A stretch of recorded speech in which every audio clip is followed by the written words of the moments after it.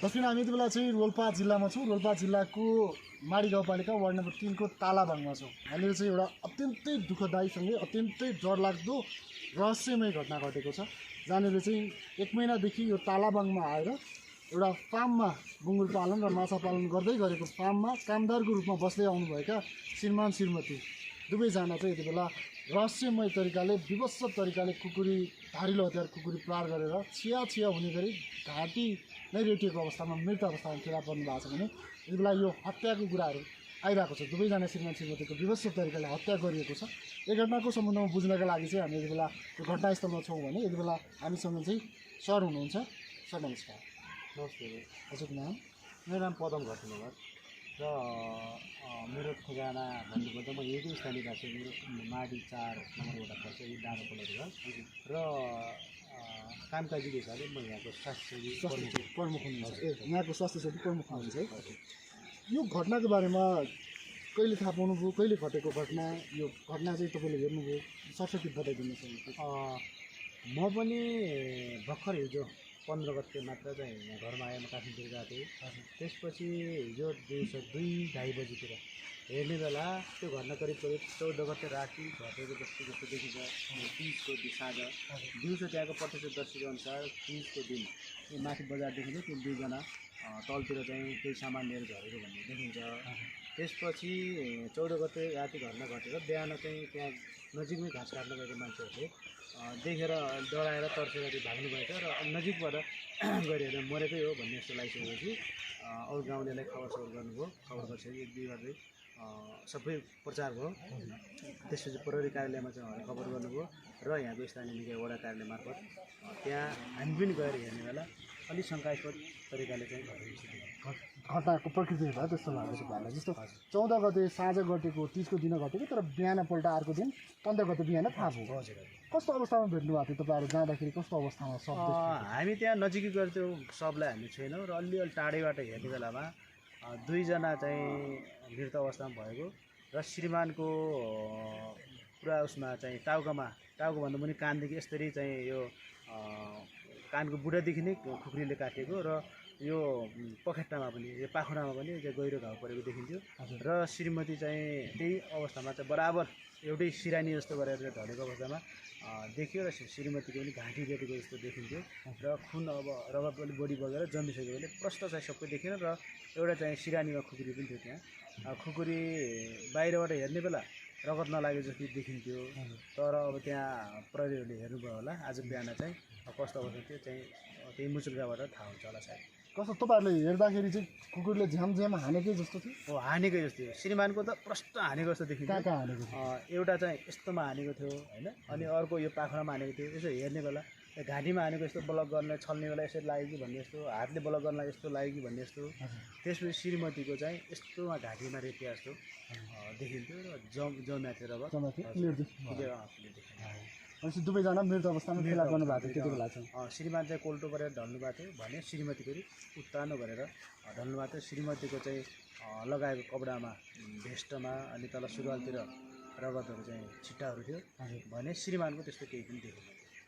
श्रीमानको पनि थिएन। श्रीमानको चाहिँ घाँटीमा रेटिएको थियो? घाँटीमा चाहिँ त्यस्तो देखेन।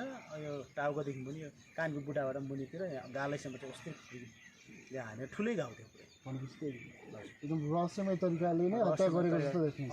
जस्तै श्रीमान श्रीमती हामीले देखेअनुसार अलिअलि जाँड खाने यताउति अलि हुन पनि त्यस्तो देखिन्थ्यो होइन। अब हामीले हेर्दाखेरि अब आफै लडेर चाहिँ त्यस्तो काटाकाट गरेर खुकुरी हानान गरेर अलि त तलमाथि कोही तल कोही माथिहरू पनि बाहिर जानु पर्थ्यो। त्यसरी चाहिँ अलि एकै ठाउँमा सुत्या हुनाले कतै यो चाहिँ हत्या हो कि आत्महत्या नभएर भन्ने जस्तो हो। तर हत्या पनि त्यसरी देखिन्न। अहिले हामी पनि स्थानीयवासी हामी आफै पनि अलि चाहिँ कन्फ्युजनमै छौँ। हामी कन्फ्युजनमा छौँ, दुधारमा परिरहेको जस्तो देखिन्छ। अनुसन्धान त चलेपछि त केही न केही त आउँछ। तपाईँहरूले त्यहाँनिर त्यस्तो अवस्थामा उहाँहरूलाई भेटिसके पश्चात प्रहरी प्रशासन पनि आयो, तपाईँहरूले खबर गर्नु? हजुर, प्रहरी प्रशासनलाई यहाँ वडा कार्यालयबाट खबर भयो र इलाका प्रहरी कार्यालय घटनाको टिम आउनुभयो र त्यससँगै त्यो जिल्ला प्रहरी कार्यालयको डिएसपीको टोली पनि आउनुभयो र यो घटना अलि शङ्कास्पद देखेपछि सिधै नेपालगञ्जलाई चाहिँ यो अनुसन्धानको लागि कुकुर बोलाउनु भयो, डग बोलाउनु भयो र त्यही पनि अब सबै क्लियर भएन भन्ने छ। हजुर अब त्यसको रिपोर्ट आउनु बाँकी होला, अनुसन्धान जारी छ होला सायद। अनुसन्धान जारी छ, सब चाहिँ उठाइसक्नु भएको छ। सब उठाउनु जस्तो यो श्रीमान श्रीमती दुवैजना उहाँहरू चाहिँ यो गाउँको होइन भन्ने कुराहरू आएको छन्। हो। श्रीमान अब हामीलाई पनि क्लियर थाहा थिएन, केही दिन अगाडि यहाँ आउनु भएको रहेछ कामदारको रूपमा र उहाँको घर परिवर्तन गाउँपालिकाको राङ्सी भन्ने या चाहिँ माडी गाउँपालिका भाभाङको नजिक बिचमा सिमानामा हो रे भन्ने सुनेको छौँ हामीले। र हामीले सुनेको छ श्रीमतीको ससुराली यता खोटाङतिर कता हो रे भन्ने सुनेको छौँ र ठ्याक्कै कहाँ हो भन्ने हामीलाई पनि यकिन भएन। उहाँहरू चाहिँ यहाँ आएको चाहिँ कतिचोटि भयो सर? 1 महिना भयो भन्ने करिब कुरा हो। त्यही 1 महिनाको हाराहारीमा भयो होला जस्तो लाग्छ हामीलाई। उहाँ चाहिँ अहिले यो फार्ममा हुनुहुन्थ्यो? अब फार्ममा काम गर्नुहुने रहेछ। भर्खर आएको, फार्म पनि सञ्चालनमा छैन। अब एउटा स्थानीयवासीले फार्म खोल्छु भन्ने उद्देश्य साथ काम गर्ने सुरुवात गर्नुभयो। उहाँहरू कामदारको रूपमा आउनुभएछ र त्यसो काम गराउने पनि यस्तो घटना घटेको छ। हजुर। कसरी भेट भएर आएको भन्ने कुराहरू केही खुलेका छन्? ती दुवैजना चाहिँ अब के कस्तो मालिक र होइन, कामदार यो कामदार र नै हामीले सुनेको छ। दुवैजना श्रीमान श्रीमती। दुईजनाको कस्तो सुनेको छौँ भने कामदार रूपमा चाहिँ काठमाडौँतिर काम गर्नुभयो र त्यसपछि उहाँ अर्को दोस्रो दोस्रो बिहे गरेर आउनु भयो भन्ने छ। महिला चाहिँ? महिला बच्चा पनि पहिलो घरबाट छन् रे भन्ने छ होइन।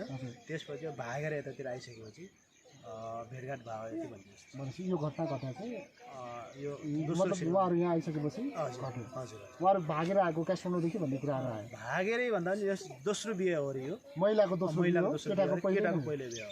र यसो हेर्ने बेला महिला पुरुषभन्दा महिला चाहिँ केही 10-12 वर्ष अलि सिनियर जस्तो देखिनुहुन्छ। उमेरका उमेरको हिसाबले पनि हो रे। उहाँ उताबाट हामी सुनेको छ अर्को पहिलो घरबारबाट चाहिँ बच्चा नाति नातिनीसम्म पनि छन् रे भन्ने सुनेको छ सर हामीले। त्यस्तो महिलालाई लिएर आएको दुवैजना यहाँ बस्नु भएको छ। त्यसो त यो घटना घट्यो। भनेपछि अहिले चाहिँ तपाईँहरूले के आशंका गर्नुभएको छ? तपाईँहरू चाहिँ के छ यहाँनिर प्रहरी प्रशासनले के भने तपाईँहरूलाई? त्यस्तो केही भन्नु भएन, उहाँले पनि केही भन्नु भएन। अनुसन्धान जारी नै छ र शङ्कास्पद छ भन्ने कुरा गर्नुभयो र हामीले बुझ्ने बेला शङ्कास्पद छ हामीलाई त्यस्तो लाग्छ। तर त्यहाँ एउटा कामदारलाई भर्खर आएको मान्छेलाई मार्ने व्यक्तिको यहाँ कसरी त्यस्तो कि दुश्मनी पनि यहाँ लामो समयको बसाइ पनि होइन उहाँहरूको।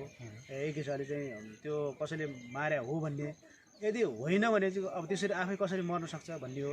या कहिले काहीँ जाँडो छाएर मदिराको भरमा चाहिँ काटाकाट गर्नुभयो भन्ने हो भने त्यसरी बराबर सुतेर चाहिँ नमर्नु पर्छ। दुवैजना सँगै छ। त्यो भनाले हामी आफै पनि यसको चाहिँ अन्यलमै छौँ। केही कुराहरू थियो सर? उहाँहरू चाहिँ आएको त 1 महिना मात्रै भयो, गाउँघरमा उहाँहरूको घुलमिल कुराकानी त्यस्तो साह्रै अब त्यस्तो केही थिएन होला। सामान ल्याउनलाई दोकानसम्म जानुहुन्थ्यो होला, बाटोमा र चाहिँ त्यही कामदार कोहीसँग अलिअलि एक दुई कुरा हुन्थ्यो होला। र यहाँ आएर त्यसरी एकदम घुलमिलै भएको लामो समय चाहिँ सम्म बसेको त्यस्तो अवस्था पनि होइन। चिनजान पनि सबैसँग थिएन। आफ्नै हिसाबले पसलमा जाने, सामान ल्याउने आउने, पकाइ खाने, त्यसरी काम गर्ने, त्यही गर्नु। भनेपछि त्यस्तो दुश्मनीको हिसाबले त्यस्तो केही देखिन्न यहाँ, केही देखिन्न।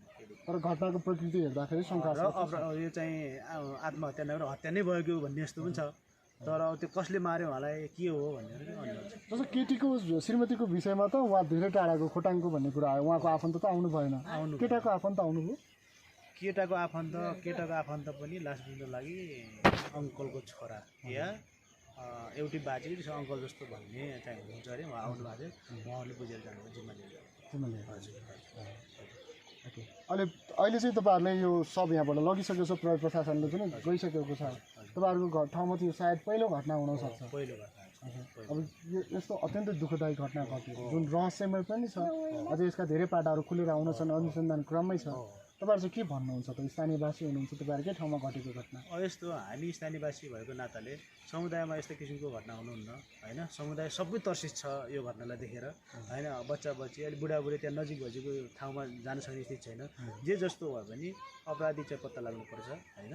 त्यसपछि जो सम्बन्धित तपाईँ हजुरहरू जस्तो मिडियाकर्मीहरूले चाहिँ यसको चाहिँ खुलेआम हिसाबले खुलेरै चाहिँ खोजनिति गरिदिनुपर्छ र यहाँको प्रहरी प्रशासनले अझै योभन्दा थप किसिमको चाहिँ के छ अब खोजनीतिका उपायहरू त्यो गर्नुपर्छ जस्तो लाग्छ र मलाई पनि र यहाँको समुदायलाई पनि त्यस्तो लाग्छ। हस्, धन्यवाद। धन्यवाद।